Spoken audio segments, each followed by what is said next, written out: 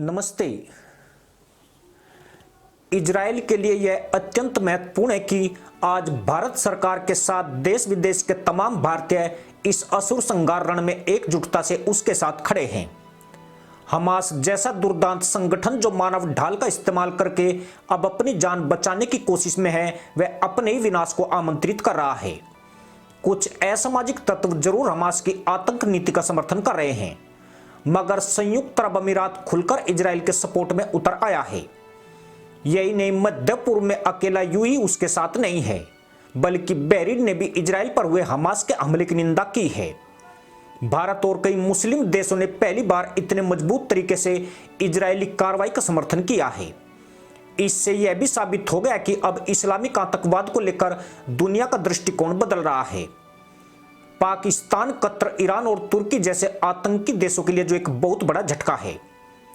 10 kilometre चौड़ा और 40 kilometre लंबी गाजा पट्टी इजराइल के अधिकार क्षेत्र में आती है।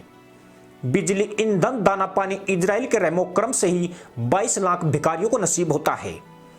लेकिन यह वह कौम है जो जिस थाली में खाती है उसी में छेद करती है। गद्दारी और मक्कारी इनके डीएनए का अविभाज्य गुण है। यह अपने बाप के भी सगे नहीं है, फिर इजराइल का क्या उपकार मानेंगे। इसलिए इन्होंने हमेशा ही मजहब की आड़ में यहूदियों को निशाना बनाया है। यह इस बात का संकेत है कि जब इन्हें तिनके भर भी ताकत मिलेगी, ये पलटवार करेंगे। इसलिए इजराइल को इनसे सतर्क होने की आवश्यकता है। इजरायली प्रधानमंत्री बेंजामिन नेतन्याहू का यह ऐलान कि वे ऐसी सजा देंगे कि इनकी पुश्तें 50 साल तक भी थूथन नहीं उठाएंगी, बहुत ही खतरनाक है। जो 22 लाख मुसलमान गाजा पट्टी में रहते हैं, वे इसका अभिप्राय सिर्फ समझ ही नहीं रहे हैं, बल्कि उसे भोगना भी शुरू कर चुके हैं। इजराइल ने बिजली की सप्लाई काट दी है, साथ ही पेट्रोलियम पदार्थ और भोजन की आपूर्ति भी बंद कर दी है। इजराइल ने खौफनाक कदम यह उठाया कि उसको आपूर्ति करने वाले तमाम रास्ते ब्लॉक कर दिए गए हैं। अब हालात ऐसे हो गए कि ऊपर से बारूद बरस रहा है और जमीन पर धूल के फांके मारे जा रहे हैं।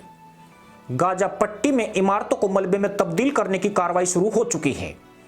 आतंकी जमीन के नीचे सुरंगों में छुप रहे हैं, लेकिन इजराइल के पास ऐसे स्मार्ट बम हैं जो उन्हें पाताल में भी जाकर नष्ट कर सकते हैं।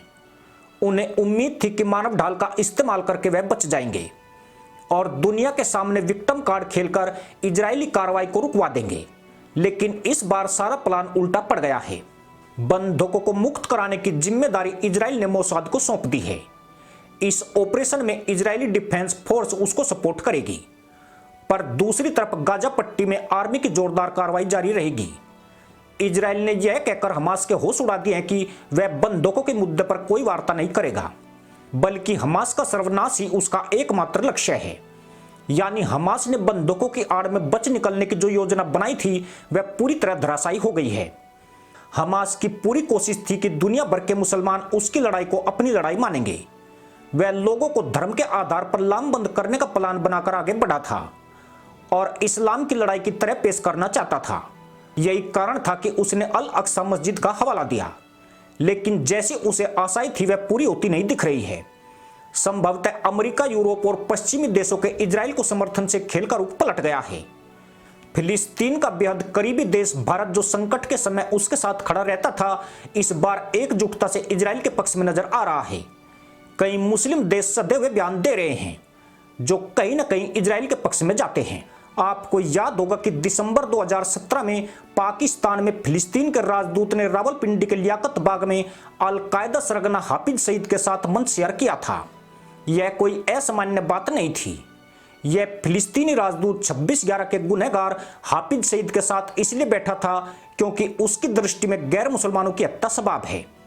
यानी यह सामने से जितने मीठे नजर आते हैं, इनके भीतर उससे कई कड़वा जहर है, जो साइनाइड से भी ज्यादा खतरनाक है। यह जहर जब तक समूल नष्ट नहीं किया जाएगा, 9/11, 26/11 और 9/10 जैसे हमले होते रहेंगे। इसी के साथ अनुमति दोस्तों, जय हिंद, वंदे मातरम।